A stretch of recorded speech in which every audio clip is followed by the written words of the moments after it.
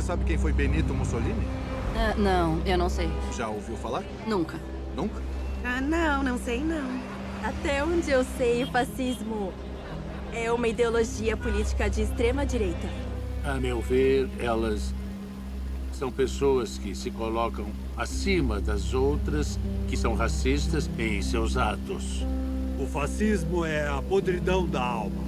O fascismo sempre existiu, ele não foi criado pelo NSDAP. O fascismo é uma estrutura de pensamento, um apanhado de cargas políticas, sociais e morais que tem acompanhado a humanidade. Se olharmos para a antiga Roma, podemos dizer que o sistema romano era um sistema fascista. Todos falam de um significado diferente de fascismo. Todos sabem melhor que os italianos o que é fascismo e vêm me explicar. Só que nem os italianos sabem o que é o fascismo. Foi uma fase da história muito confusa. Os latino-americanos, por exemplo, costumam cometer o erro de incluir a palavra fascismo em muitas coisas, muitos significados. É uma palavra inflacionada, não? Para além dos xingamentos e debates acalorados, o fascismo é mais do que uma simples ideologia do século XX. Foi um movimento que surgiu em meio ao caos e cresceu prometendo ordem. Foi uma força política que contribuiu para a queda do velho mundo e tentou erguer outro em seu lugar. Foi um regime cuja história ainda permanece viva, mesmo quando muitos preferem esquecê-la.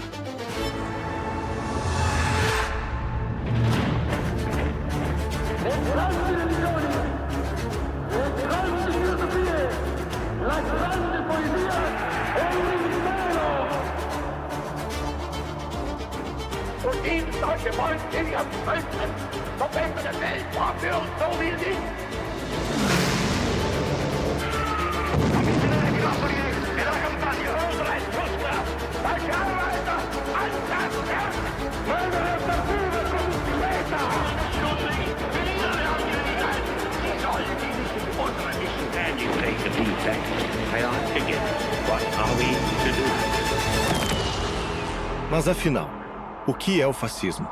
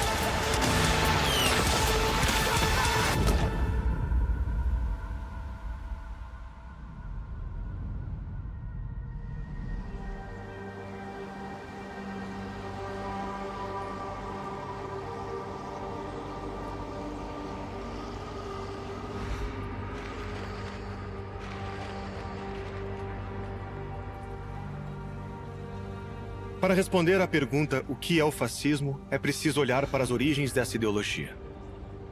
Pode parecer improvável, mas muitas das grandes ideologias do século XX, que se propuseram a reorganizar a sociedade, têm em comum um mesmo ponto de partida: a Revolução Francesa.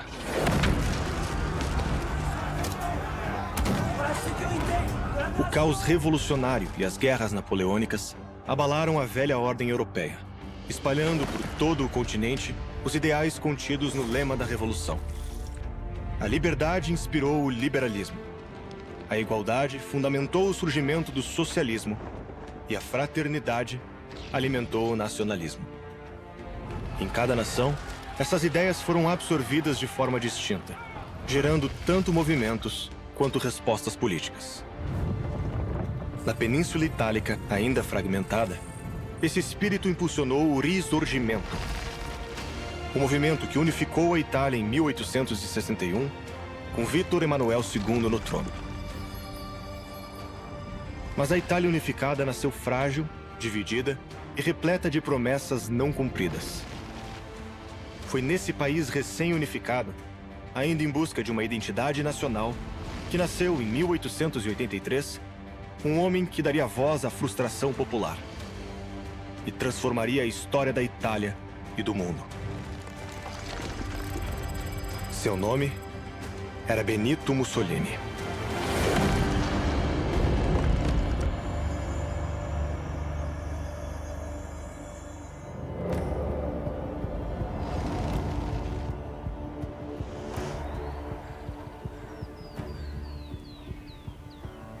Mussolini foi um homem bem interessante. Acho que ele merece mais ser uma personalidade histórica do que Hitler, ou Stalin, Franco, ou alguém assim.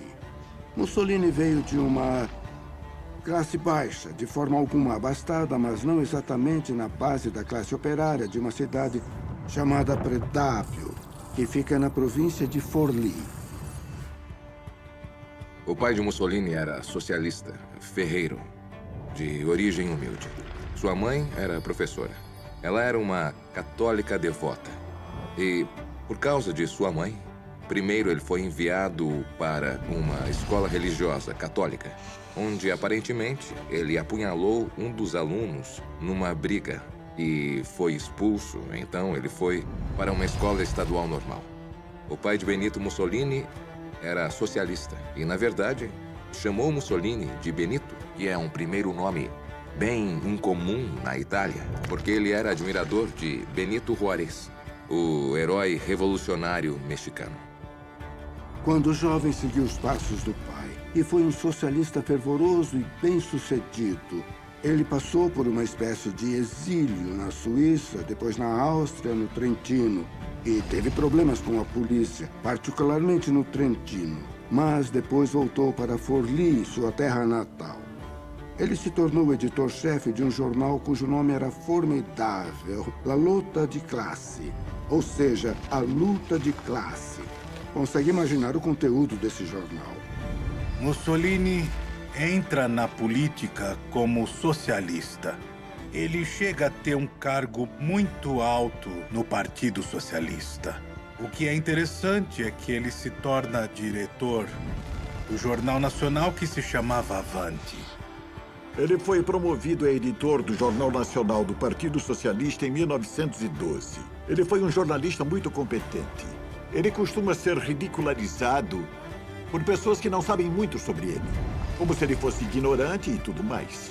Não acho que ele era um intelectual sistemático como A. James Brager o faz parecer, mas ele certamente era muito culto e com certeza leu Sorel.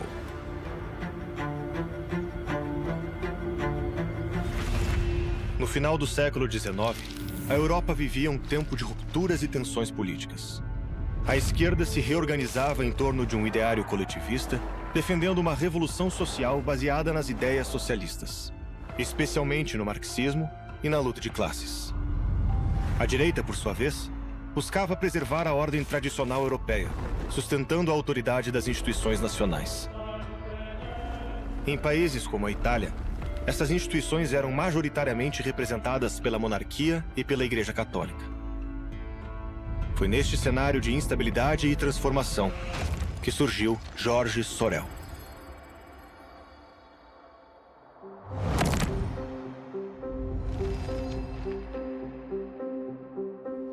Sorel foi um pensador político francês que teve uma evolução muito interessante ao longo do tempo em si, tratando de sua mudança política da esquerda para a direita e vice-versa. Mas a sua ideia central era do revolucionário como mito, de se usar a energia da classe operária para transformar e regenerar a sociedade. Essa é a ideia central que encontramos em sua obra. O socialismo nessa época era algo bem variado. Havia marxistas que não entendiam Marx muito bem, havia diversas tradições de socialismo, o socialismo utópico, um tipo de socialismo espiritual. Então, Sorel revisou o marxismo, mas ele era também um sindicalista. E era baseado na premissa de que o futuro do socialismo está nos sindicatos e não nos partidos políticos. Eles acreditavam numa espécie de autogoverno exercido pelos próprios trabalhadores por meio de sindicatos ou conselhos sindicais. Eles achavam que podiam realizar isso com uma greve geral e mesmo com violência. A violência era justificável e crucial em nome da transformação da sociedade e da nação. Sorel influenciou a visão de mundo de Mussolini de que os trabalhadores deveriam se rebelar de maneira antipartidária e antipolítica.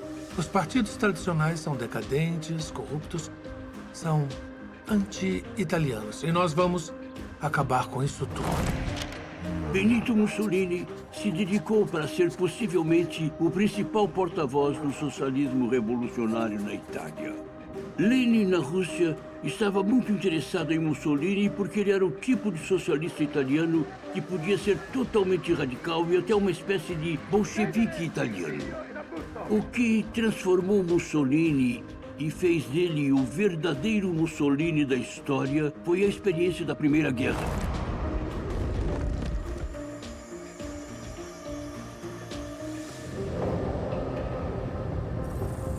Com o fim do século XIX, os grandes impérios europeus haviam se tornado superpotências e disputavam influência em todos os cantos do planeta. Essa tensão crescente transformou o velho continente em um verdadeiro barril de pólvora. Tudo o que faltava era uma faísca. E ela veio em 28 de junho de 1914, com o assassinato do arquiduque Franz Ferdinand. A morte do herdeiro do trono austro-húngaro foi o estopim para o início da Primeira Guerra Mundial.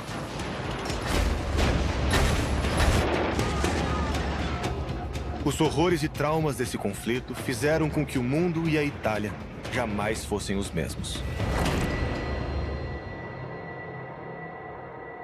Acho muito difícil ver qualquer um desses movimentos tomando o poder sem a Primeira Guerra Mundial. Assim que a guerra acabou, principalmente nos países derrotados, ou em países estraçalhados pela guerra, como a Itália, que nem deveria ter entrado nessa guerra, há mudanças radicais, violência. O que deve ser compreendido sobre a Primeira Guerra é que o nível de destruição foi absolutamente sem precedentes e inesperado. A experiência das batalhas nas trincheiras foi tão extrema que criou uma geração de homens, dentre os que sobreviveram, que não queriam mais saber das formalidades da sociedade. Se queriam fazer algo politicamente, a violência tinha sido o que aprenderam nas trincheiras, e a violência era o que estavam dispostos a usar para atingir seus objetivos. Construímos trincheiras de 70 metros de comprimento e 5 metros de profundidade. Uma vida como a de uma toupeira. O dia todo debaixo da terra, cavando. Eu acho que isso diverte os nossos senhores. Quanto tempo mais vai durar a guerra? Esta ofensiva vai trazer paz? A Grande Guerra, como era chamada, foi fundamental, porque marcou uma mudança na mentalidade europeia para algo que não era comum no século XIX. Uma guerra como uma característica contínua. E não só uma característica contínua, mas uma característica desejável. Os que tiveram um bom desempenho na guerra passaram a se ver como uma elite especial. Talvez uma elite dominante, o que Mussolini chamou de trincheirocracia. Uma trincheirocracia, uma aristocracia das trincheiras. E essa é uma parte importante da história dele. Depois da guerra, ele costumava dizer para os socialistas: onde vocês estavam? Vocês sumiram, nós estávamos lutando. Nós fomos os heróis, nós demos a vida pela nação. Ele parece ter sido um indivíduo extraordinário, não há dúvida de sua coragem. Ele foi ferido várias vezes na Primeira Guerra Mundial, lutando nos Alpes italianos e austríacos. E ele sempre voltava para lutar de novo. A Itália não foi atacada. ela entrou na guerra voluntariamente, o que foi muito controverso. A maioria de esquerda socialista era fortemente contrária à intervenção de guerra. Os socialistas italianos, ao contrário da maioria dos socialistas da Europa, eram contra a guerra. Mussolini fazia parte da ala radical do partido, a ala revolucionária. Ele acreditava que a guerra, de alguma forma, aceleraria e produziria uma crise revolucionária. Ele foi mudando gradualmente até chegar à ideia de que a força motriz da história era a nação, e não as classes. Por causa disso, ele foi expulso do Partido Socialista. E então saiu em busca de uma ideologia. Inspirados pela Revolução Russa e pela tomada do poder pelos bolcheviques, os socialistas italianos intensificaram suas mobilizações, promovendo greves, ocupações de fábricas e confrontos por todo o país durante o chamado Biênio Rosso. Diante da escalada de tensões e da incapacidade do governo italiano de restaurar a ordem, veteranos da Primeira Guerra e jovens nacionalistas começaram a se reorganizar em grupos paramilitares que ficaram conhecidos como os Squadristi.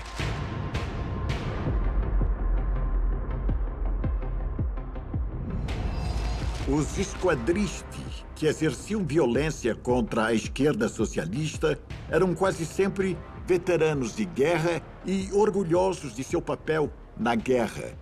Eles se ressentiam do menosprezo dos socialistas pelo esforço de guerra, da desvalorização da vitória italiana.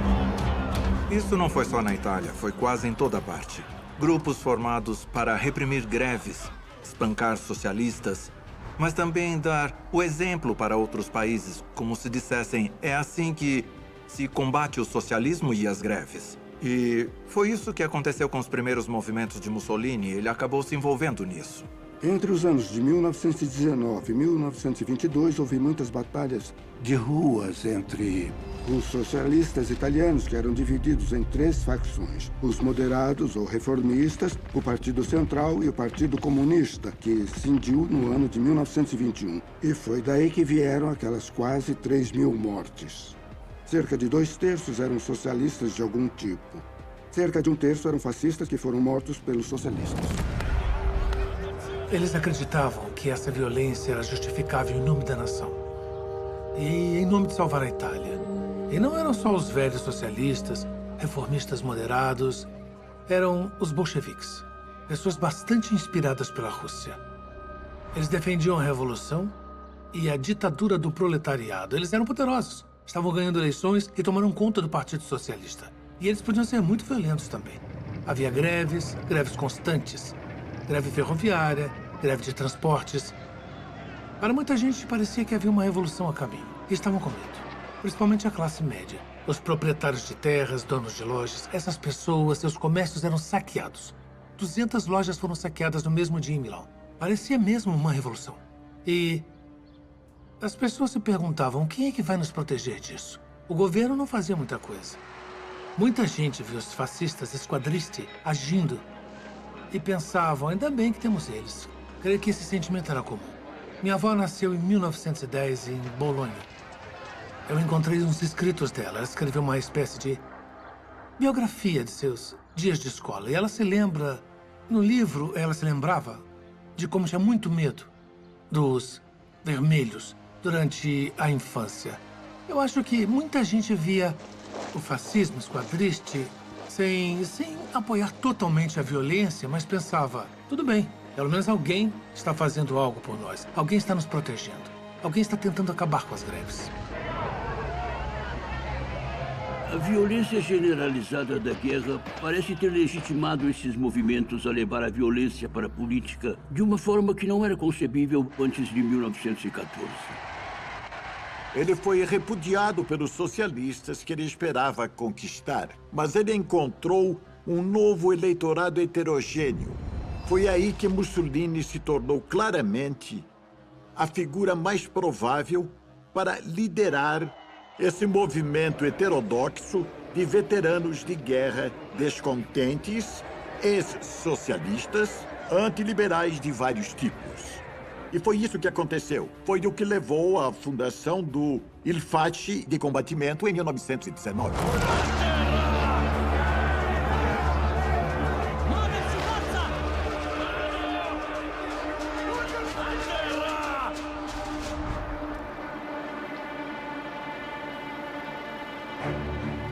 Inicialmente, ele não se chamava partido. Ele se chamava movimento, uma corrente. Eles se reuniram numa praça em Milão, a Piazza São Sepolcro. Provavelmente só umas 50 pessoas, ou 100. Esse foi o primeiro encontro fascista da história do mundo, ou seja, um momento bem importante. Em Milão, foi ali que inventaram o termo fascismo, que hoje é usado diariamente por milhares e milhares de pessoas, mesmo um século depois. Aquele foi um momento muito importante. Essas pessoas depois seriam mitificadas como os fascistas da primeira hora. E usariam isso ao longo de toda a carreira, dizendo: sabiam que eu estava lá quando isso surgiu? O primeiro encontro do movimento fascista organizou as bases de um novo projeto político. Sua visão e objetivos eram claros: restaurar o orgulho nacional perdido com a falência do sistema liberal parlamentar e impor ordem a um país mergulhado no caos das agitações socialistas. Para isso, era necessário promover uma revolução em que a nação se tornasse o centro da unidade e da autoridade. Mas antes, seria preciso recorrer à força dos squadristi. Eles seriam usados para conter as ocupações anarquistas de fábricas em cidades inteiras da Itália. Mas é no decorrer dessa luta contra a esquerda anarquista revolucionária que o movimento fascista passou a se definir como um movimento nacionalista que ganharia cada vez mais apoio da burguesia.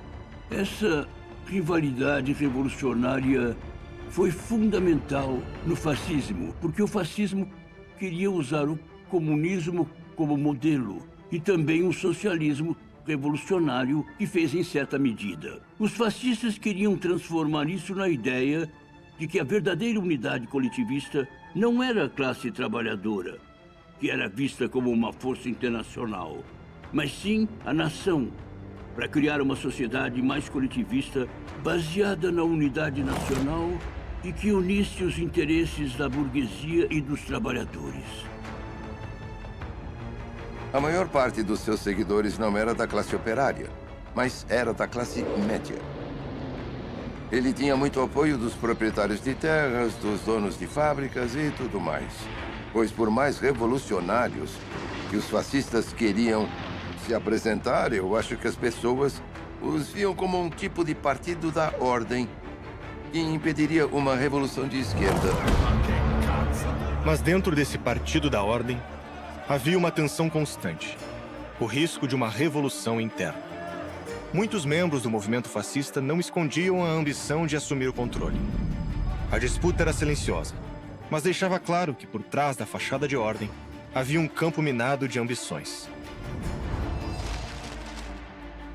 Mussolini nunca participou de atos de violência. Ele nunca integrou nenhum grupo squadristi. Talvez em Milão um pouco, mas ele era o diretor. Só que não era tão simples, porque o fascismo foi um movimento muito fragmentado em sua formação, era muito local. Grupos locais surgiam cada um com seu líder, conhecido como Haas. Assim como Ferrara, uma cidade no centro da Itália onde o socialismo era muito presente. Havia um movimento squadristi muito forte. E havia um homem chamado Italo Balbo, o líder local.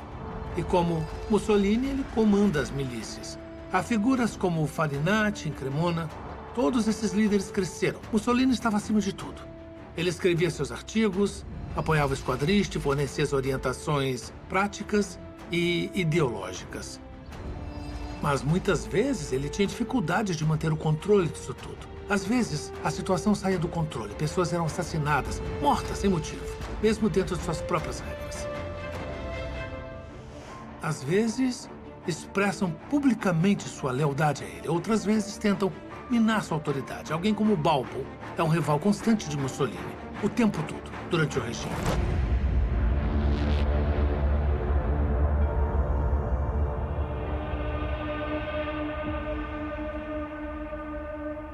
Em um primeiro momento, havia essa dualidade do fascismo como movimento, mas também a tentativa de participar das eleições políticas para estar presente no novo parlamento liberal. No início, essa experiência não foi bem sucedida. Mussolini, com o seu partido político, recebeu pouquíssimos votos.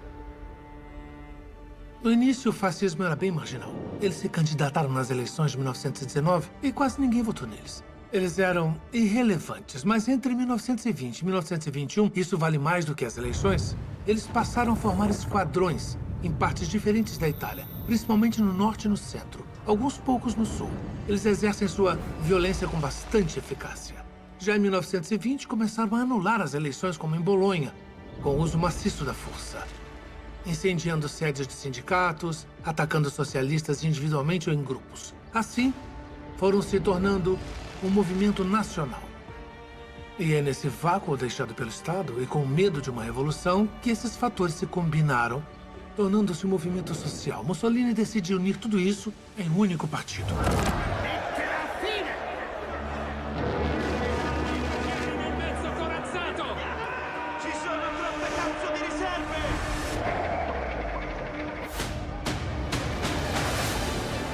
Ele tentava disciplinar fascistas e camisas negras ao mesmo tempo. Ele queria apresentar a violência como uma ordem restauradora, criando essa estrutura formal de partido. Sabemos que Mussolini foi um herói da Primeira Guerra Mundial lutando do lado italiano. E muitas pessoas que se uniram ao seu movimento vieram dessa experiência de guerra. Eles acabaram rejeitando o que viam como instituições parlamentares inúteis e não expressavam a vontade nacional. E também buscariam um líder que pudesse guiar a nova Itália, que estava passando pelo que eles viam como uma revolução nacionalista. Mussolini mantinha a violência como uma carta na manga, mas querendo, claro, canalizá-la para que não saísse do controle. Então ele começou a pensar em tomar o poder em 1921. E como ele iria fazer isso? Não seria por meio das eleições. Eles continuariam concorrendo, claro, mas Mussolini sabia que era uma minoria. Por isso, teriam que recorrer à violência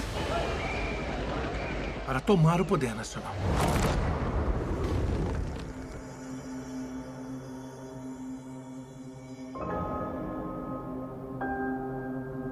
O povo italiano não estava muito satisfeito com o resultado da Primeira Guerra Mundial e com o governo liberal da Itália após o Risorgimento. Havia uma busca por algo mais, e os comunistas italianos propuseram algumas visões para a sociedade italiana, e o fascismo apresentou outra visão, e eles disputavam os corações e mentes do povo italiano. Em 24 de outubro de 1922, o governo liberal italiano estava fragilizado. Os governos liberais, na história recente, tendiam a não durar muito. Então o governo estava vacilante, os socialistas estavam sendo difíceis, os católicos também. Os fascistas convocaram uma reunião geral dos seus apoiadores em Nápoles. Isso foi bastante ousado porque, até 1922, a base social e política do fascismo era o norte e o centro da Itália, não o sul. Eles concordaram que nos próximos dias marchariam sobre Roma.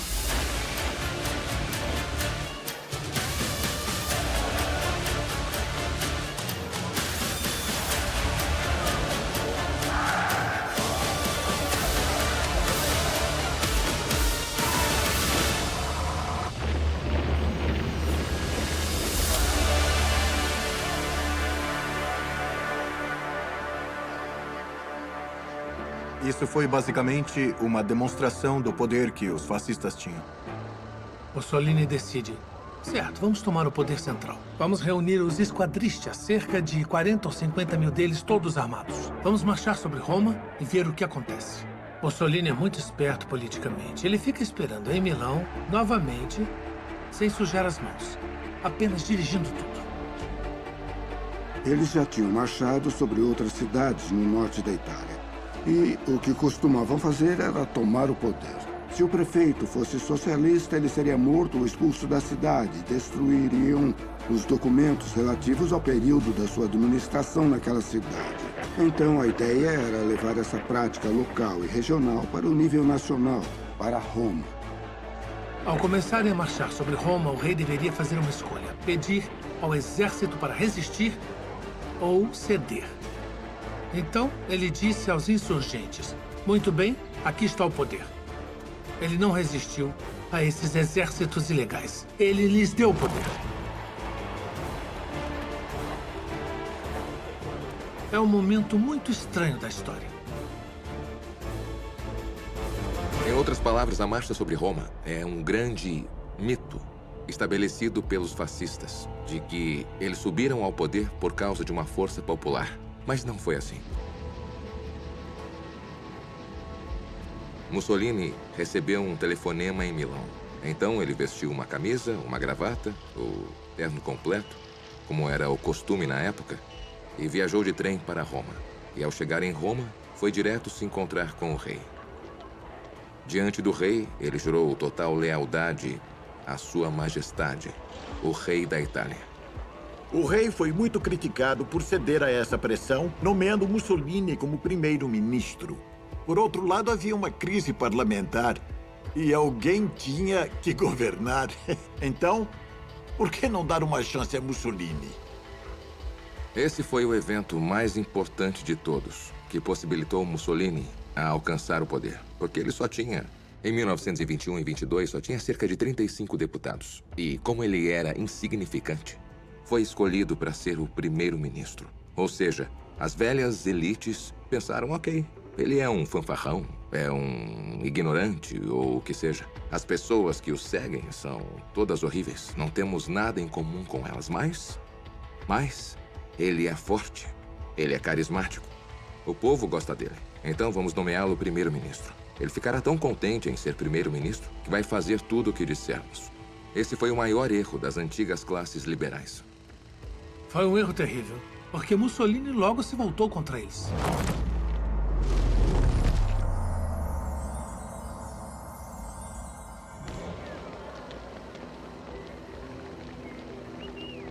Depois da Marcha sobre Roma, o fascismo deixou de ser apenas um movimento e passou a ser uma força nacional. As multidões que antes observavam com dúvida, agora aplaudiam com convicção. Muitos italianos se juntaram ao regime, atraídos pelas promessas de ordem, estabilidade e prosperidade. Em pouco tempo, Mussolini deixaria de ser um agitador para se tornar o Duce, o grande líder da Itália. Quando Mussolini assume o poder, é sabido que grandes setores da opinião pública estavam a favor dele.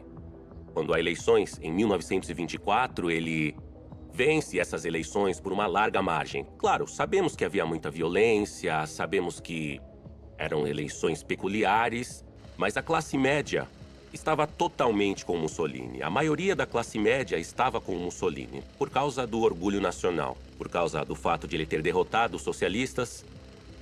Não é uma questão de olhar para todo o país, mas para diferentes partes do país, para ver como eles reagiram à formação deste novo governo, que inclui todas as elites passadas. Não há uma divisão muito radical entre a Itália liberal e o governo fascista. Minha impressão é que durante os anos 1920, os italianos não viram de imediato que estavam perdendo seus direitos, ou que, com uma batida na porta, poderiam desaparecer. Sabiam que algumas liberdades haviam sido restringidas, mas para boa parte da população, especialmente os de centro-direita, que eram católicos devotos com empregos convencionais, o pensamento era: minha vida certamente não está pior do que estava em 1922. Talvez esteja até melhor. Mussolini não era meramente um belicista fascista. Mussolini, como primeiro-ministro e depois ditador da Itália, foi uma figura no movimento de paz europeu dos anos 1920. A Itália não entrou em novas guerras nos primeiros 30 anos do governo de Mussolini. E havia um sentimento geral entre outros líderes europeus de que Mussolini era um homem razoável, com quem poderiam trabalhar e cooperar. Mussolini fez os trens chegarem no horário. E isso é uma verdade. O governo era mais eficiente em vários pontos. E muita gente admirava isso. Winston Churchill é um exemplo notório disso. Ele era muito admirado no final dos anos 20. Mussolini era muito popular entre muitos líderes democráticos de outros países. Ele era visto como alguém que fez algo muito útil para o mundo. Ele participava de conferências, a Itália foi convidada para grandes acordos comerciais internacionais. O fascismo tinha alguma legitimidade no período entre guerras. Havia uma crença internacional fascista e uma reunião fascista em meados da década de 30 na cidade de Montreux, na França, onde todos esses movimentos fascistas se encontraram. O fascismo italiano era visto como a onda do futuro. Apesar dos sinais externos de estabilidade e ordem, Mussolini consolidou sua posição pela força. Para isso, incorporou seu exército particular ao Estado, criando a milícia voluntária para a segurança nacional.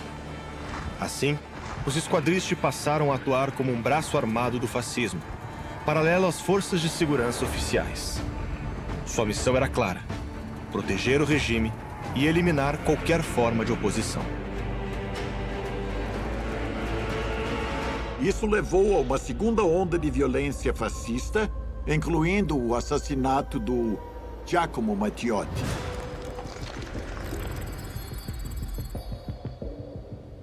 Giacomo Matteotti, um dos principais membros socialistas do parlamento, um socialista muito moderado e rico.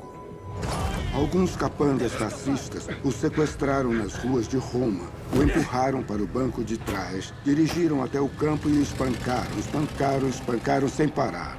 E ele morreu. Não está totalmente claro se sabiam que ele morreria ou se queriam matá-lo, mas o fato é que ele morreu. Isso criou uma enorme crise para o regime. Parecia que o assassinato de Matteotti acabaria com a carreira de Mussolini porque desacreditou muito o fascismo. Mas Mussolini meio que hesitou e pensou em renunciar, mas decidiu resistir. O rei não agiu. A Confederação da Indústria, a maior liga de empresas, estava com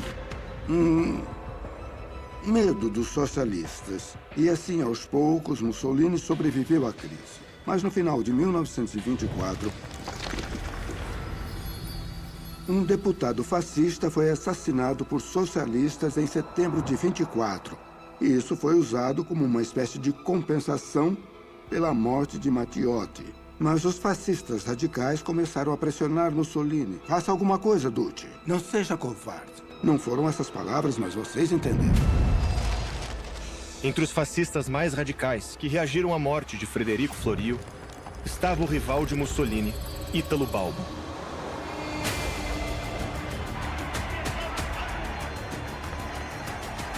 Se o Duce adotasse uma postura extrema, corria o risco de perder o apoio do governo. Se não respondesse à altura das exigências de Balbo e de outros radicais, poderia enfrentar uma crise interna no partido. Faça uma revolução fascista ou acabou. E então, alguns dias depois, ele foi ao parlamento, à Câmara dos Deputados, e discursou assumindo a responsabilidade pelo que aconteceu, incluindo a violência, e disse: a partir de agora seremos um Estado de partido único. Mussolini fez um discurso na Alla Scala, em Milão, na qual pronunciou a frase mais importante para definir o seu regime, certo? A frase mais importante. Ele disse: somos um Estado totalitário. Um Estado totalitário é aquele em que todos estão a serviço do Estado. Não há nada contra o Estado. Nada nem ninguém está fora do Estado.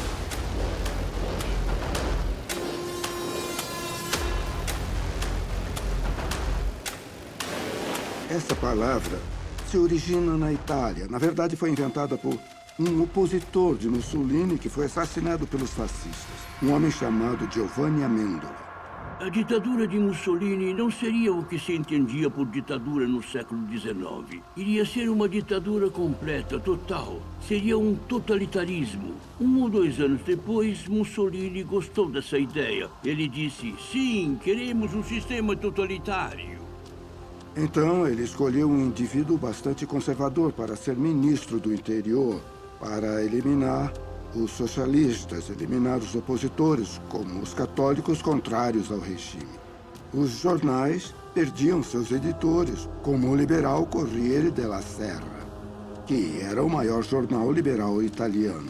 Foi declarado que a lei seria fascista, não mais liberal, embora houvesse muitas ambiguidades na realidade disso. Totalitarismo é um regime, um governo que controla toda a vida, seja na vida política ou na vida social, que não deixa espaços para o pensamento autônomo. Isso se tornou um sistema que reforçava constantemente a ideia de que havia um único propósito, e todo italiano seria, portanto, automaticamente fascista sem distinção. Quando as pessoas falam sobre políticas mais exageradas e populistas da década de 30, como a ideia de criar um novo homem e uma nova mulher, o que tudo isso está fazendo é reforçar a ideia totalitária de que o Estado era único e todo-poderoso. O equivalente fascista do novo homem comunista é a pessoa que entende os ideais da Revolução Nacional e sacrifica sua vida por ela, em vez de pelo proletariado. Havia uma política expansionista muito forte. E, portanto, era necessário criar o homem novo, que era um guerreiro que ia conquistar o Império Italiano. Porque, tendo estudado brevemente a experiência de como os comunistas chegaram ao poder na Rússia, os fascistas compreenderam que o fator da propaganda era extremamente importante para a política no início do século XX. Então, eles tentaram combater isso não apenas nas ruas, mas também intelectualmente e através da própria propaganda, a propaganda fascista.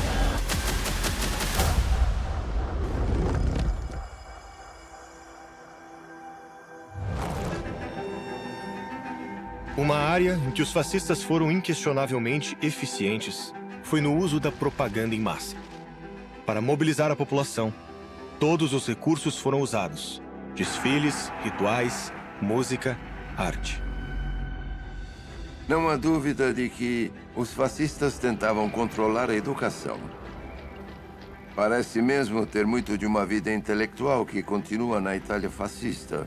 E seus meios de alcançar as pessoas naquela época são quase primitivos comparados ao que se faria hoje. O cinema é a maior ferramenta do fascismo.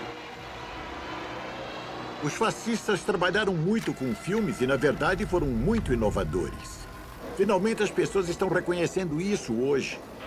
Eles inovaram muita coisa no cinema. O rádio também foi usado. Certamente, eles eram a favor da mobilização em massa por meio da mídia moderna. Noi fascisti, il popolo non è un'astrazione della politica, ma una realtà viva e concreta. Uma coisa sobre Mussolini era essa teatralidade, as poses, o emprego de uma retórica grandiosa para convencer e estimular as pessoas. Uma capacidade de fazer tudo soar como se fosse coerente, como se você estivesse preocupado, como se todos estivessem envolvidos, todos incluídos, menos, é claro, o inimigo. O sistema o transformou quase numa divindade. Ele virou o homem que sabia tudo, aquele que tinha todas as respostas. Basicamente, uma figura crística, divina. E algo muito interessante outro dia, os italianos chegavam a mandar cerca de 1.500 cartas pessoalmente por dia para Mussolini, pedindo conselhos ou só agradecendo por estar no comando. Só por estar ali já confortava a todos. Então, Mussolini era uma mistura de palhaço, ator de teatro e, ao mesmo tempo, um líder amado por um longo tempo. Talvez seja por isso que ele se destacou historicamente, por conseguir desempenhar vários papéis muito bem.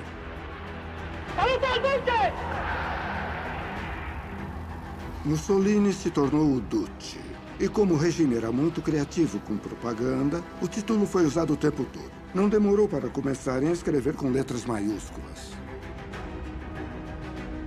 A propaganda deve ter sido extraordinária. Teve uma exposição aqui em Bolonha há pouco tempo mostrando todas as maneiras como Mussolini foi retratado. Os prédios eram totalmente cobertos com imagens de Mussolini, a letra M, o romance de Antonio Scurati, que fez um tremendo sucesso sobre o M de Mussolini.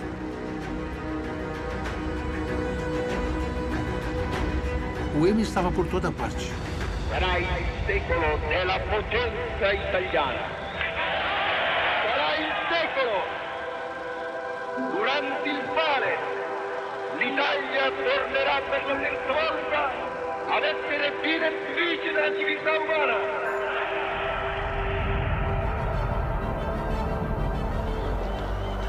Mussolini estava no comando, sem mais vozes contrárias, sem hesitação. A Itália agora marchava conforme sua vontade. Seu poder crescia e, junto com ele, crescia algo mais. Ali perto, um país derrotado, orgulhoso e inquieto observava. Suas feridas ainda abertas, sua fome por redenção crescendo. E entre ruínas e promessas, alguém escutava cada palavra do Duce.